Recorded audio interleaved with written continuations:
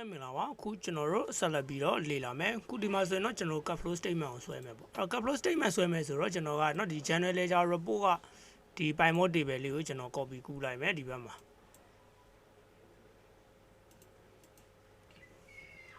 တော့ပြီးဟုတ်ပြီ copy ကူးလိုက်ပြီเนาะအဲ့ဒါဆိုရင် python table ရပြီအဲ့တော့ python table ကဒီနှစ်ခုလုံးက okay เนาะ insert silencer နဲ့ပတ်သက်ပြီးတော့သူကအလုံးလုံးတယ်เนาะအလုံးလုံးတယ်ဟုတ်ပြီကျွန်တော်ကဒီကမှာเนาะဒီဘက်က python table ပေါ့เนาะဒီဘက်က cash flow အတွက်လုံးမဲ့ python table မှာကျွန်တော်ကเนาะဒီ main အကောက်ကိုကျွန်တော်ကဒီ row ထဲမှာထည့်ချင်တာเนาะ row ထဲမှာထည့်ချင်တာဒီဘက်ကကျွန်တော်က date တွေပါเนาะဒါတွေမလိုချင်တော့ဘူး name တွေမလိုချင်တော့ဘူးဖယ်မယ်ကျွန်တော် main အကောက်ကိုဒီထဲမှာထည့်ချင်တယ်အဲ့တော့တခုရှိတယ်ကျွန်တော် main အကောက်ကိုဒီထဲမှာထည့်လိုက်တဲ့အခါကျလို့ရှိရင်ပေါ့เนาะဒီဘက်က filter နဲ့ကတော့တွားပြီးဆက်ဆက်မှုရှိမနေတော့ဘူးเนาะဒီ insert silencer ပေါ့เนาะဒီ timeline ကတော့အလုံးလုံးတယ်ဒါပေမဲ့ဒီဘက်မှာ ban ဆိုလို့ရှိရင်เนาะဒီဘက်မှာသူကတက်ရောက်မှုမရှိတော့ဘူးเนาะအဲ့လိုပုံစံမဖြစ်ချင်ဘူးအဲ့တော့ကျွန်တော်ကဒီဘက်ကเนาะ general ledger report လေးကိုနည်းနည်းလေးချိန်မယ်เนาะအဲ့တော့ဒီ filter နေရာမှာကျွန်တော်က insert silencer လေးကိုသုံးမယ်ဒီ filter လေးပေါ့เนาะဒီ filter နေရာမှာ insert silencer ကိုသုံးမယ်အဲ့တော့ insert silencer သုံးမယ်ဆိုလို့ရှိရင်ကျွန်တော်တို့ကဘယ်လိုလုပ်ရမလဲဆိုတော့เนาะကျွန်တော်ကဟုတ်ပြီဒီကောင်လေးเนาะဒါလေးကိုဆက်လက်မှတ်လိုက်မယ်အမှတ်ပြီးတော့မှဒီမှာเนาะ insert silencer ရှိတယ်ပြီးတော့မှကျွန်တော်က main account ဆိုပြီးတော့ကျွန်တော်ကလောက်လိုက်မယ်အဲ့တော့ဟုတ်ပြီဒီမှာ ban ကို change ကြည့်မယ် okay ဟုတ်ပြီเนาะအလုံးလုံးတယ်ဟုတ်ပြီအဲ့တော့ filter ကိုဒီကနေလာပြီးတော့အလုံးလုံးမယ်ပေါ့ဟုတ်ပြီအဲ့ဒါပြီးတော့မှเนาะအဲ့လိုလေး change ပြီးတော့မှကျွန်တော်ကဒီကောင်လေးကို copy ကူးကြည့်မယ်เนาะ copy ကူးလိုက်မယ် control C ကျွန်တော်ကဒီဘက်မှာချလိုက်မယ် control V เนาะအဲ့လိုပဲခုနကတော့ကသူ့ရဲ့เนาะ analysis ထဲကเนาะ field လေးခေါ်လိုက်မယ်ဒီ python table ကိုဆက်လက်မှတ်ပြီးတော့မှအဲ့တော့သူ့ရဲ့ဟာတွေဖယ်မယ် name တွေဖယ်မယ် distraction တွေဖယ်မယ်အကောက်ကိုထည့်မယ်ဒီကောက်ကိုဖယ်မယ်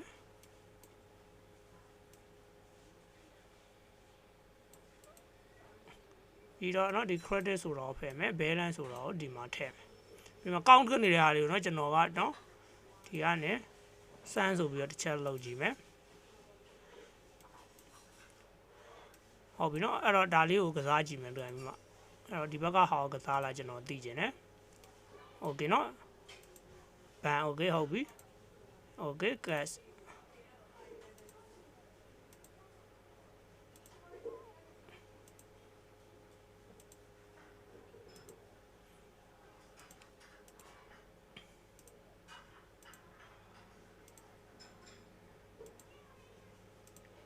အဲ့တော့ကစားတယ်ဒါပေမဲ့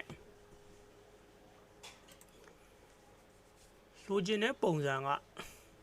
ဒီလိုမဟုတ်သေးဘူးเนาะအဲ့တော့အဲ့လိုမဟုတ်ဘူး cash okay ဟုတ်ပြီကျွန်တော်သိပြီအဲ့တော့ကျွန်တော် main အကောက်ကိုထည့်မှာမဟုတ်ဘူးကျွန်တော်ကဘာကိုထည့်မှာလဲဆိုတော့ကျွန်တော် set အကောက်ကိုထည့်ရမှာ sorry เนาะအဲ့တော့ကျွန်တော် main အကောက်လေးကိုဖယ်လိုက်မယ်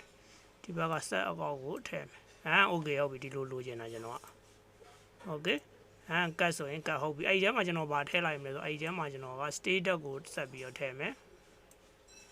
ဟုတ်ပြီ okay စင်တွေလည်းအဲ့ဒါဆိုရင်ပြီးတော့ကျွန်တော်က design နဲ့ကိုသွားမယ် design နဲ့ကိုသွားပြီးကျွန်တော်က sub total ပေါ့နော်အဲ့တော့ sub total ဆိုတာလောတယ်အကုန်လုံးပါလာမှာဆိုလို့ကျွန်တော်ကဒီ status ဆိုတဲ့ column လေးကို select လေးမှတ်လိုက်မယ် right click လေးထောက်မယ်ပြီးတော့မှ sub total ဆိုတာလေးထည့်လိုက်မယ် okay ရပြီအဲ့ဒါပြီးတော့မှကျွန်တော်ကဗာထည့်မလဲဆိုတော့ grand total ထည့်မယ်နော် grand total ထည့်မယ်okay ဒီအနေထားဟုတ်ပြီကျွန်တော်လိုချင်တဲ့ပုံစံလေးရပြီ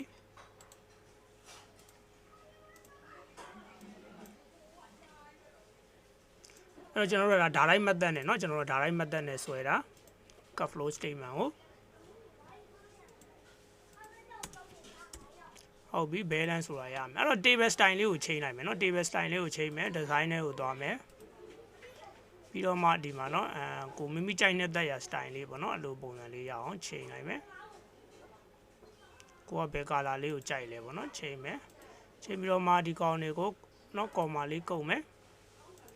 ဟုတ်ပြီကျွန်တော် set အကောက်ဆိုတဲ့နေရာမှာရှေ့ရ set ဆိုတဲ့ဟာလေးကိုခတ်လိုက်မယ်เนาะခတ်ပြီးတော့ enter လေးခေါက်လိုက်မယ် okay ရပြီ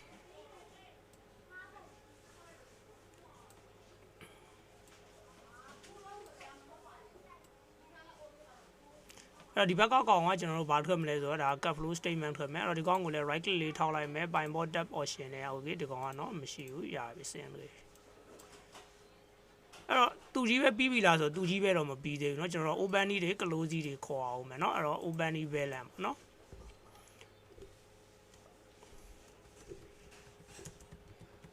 open balance CSA gas IN CREASE gas increase or decrease CREASE decrease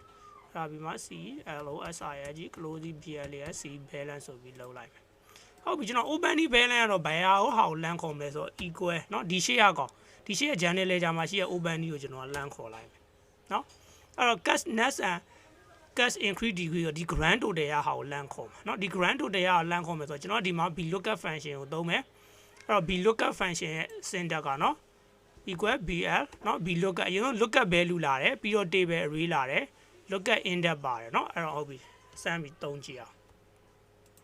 အဲ့တော့ကျွန်တော်က next gas increase ဆိုတော့ VLOOKUP ကိုသုံးမယ် equal BLOK lookup value เนาะ lookup value ကဘာလဲဆိုတော့ grand total အဲ့တော့ grand total ကိုကျွန်တော်ကစာလေးနဲ့ပဲရိုက်လိုက်မယ်တပည့်ကုတ်လေးနဲ့ GRAND grand TOTAL grand total က lookup value, table array ကဘယ်အစမှာလဲဆိုတော့ VLOOKUP ကကျွန်တော်တို့ lookup ကြည့်မဲ့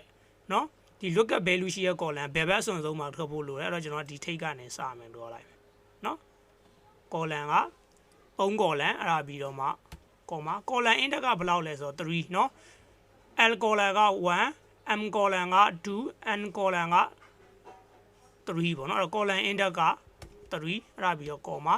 လုံးဝ exact match တိကျတာပဲလိုချင်တော့သူနဲ့လုံးဝတူတဲ့ဟာပဲလိုချင်တာမို့လို့ exact match ကိုရွေးလိုက်မယ် false ဆိုတဲ့ဟာလေး enter လေးခောက်လိုက်မယ်okay เนาะဒါဆိုရင်ဒီကောင်လေးကိုရမယ်ပြီးတော့မှရှင်းပါတယ်เนาะကျွန်တော်တို့ close ကတော့ဒီနှစ်ခုကိုလာပြီးခြားနာလိုက်ပါเนาะအဲ့တော့ auto sum လေးနဲ့နှိပ်လိုက်လဲရတယ် auto sum လေးလုပ်လိုက်မယ်အဲ့နှစ်ခုကိုပေါင်းမယ်ဒါဆိုရင်ကျွန်တော်တို့ကဒါ cut flow ကိုเนาะ direct method နဲ့ကျွန်တော်တို့ကရသွားပြီဒ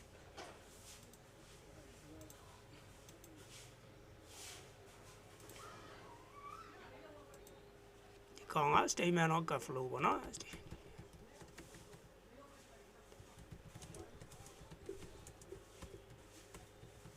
ဒီမှာ cut flow ကတခုတော့ရှိရကျွန်တော်တို့ကเนาะ ban တွေ cache တွေเนาะ petty cache တွေကိုပေါင်းထားတော့မဟုတ်ကျွန်တော်တို့တစ်ကောက်ချင်းစီတွေကျွန်တော်တို့ကဖန်တီးထားတာအတွက်တယ်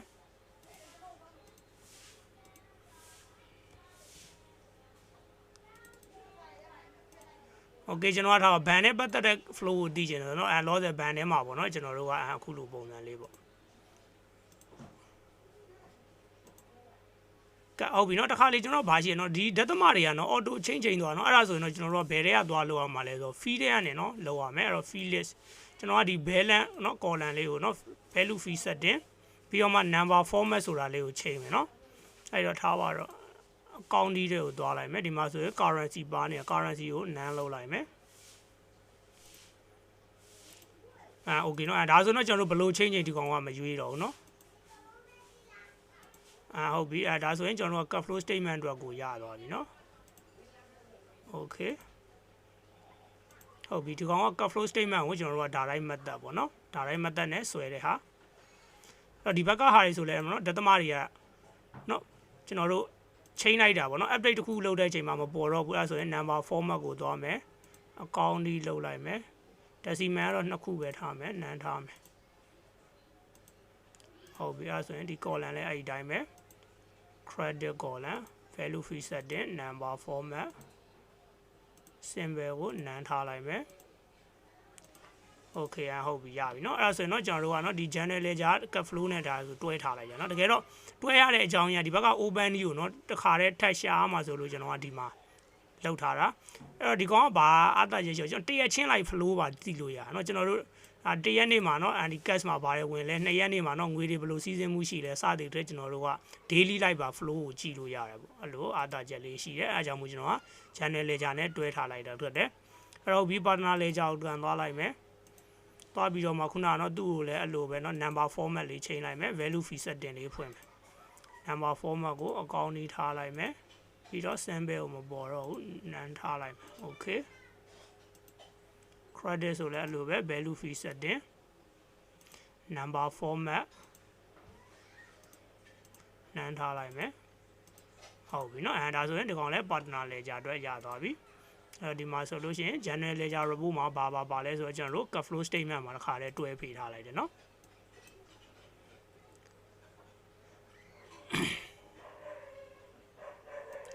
ဒီကောင်းကိုအောက်နည်းလေးရွှေ့လို့ရတယ်ရွှေ့ကြည့်အောင်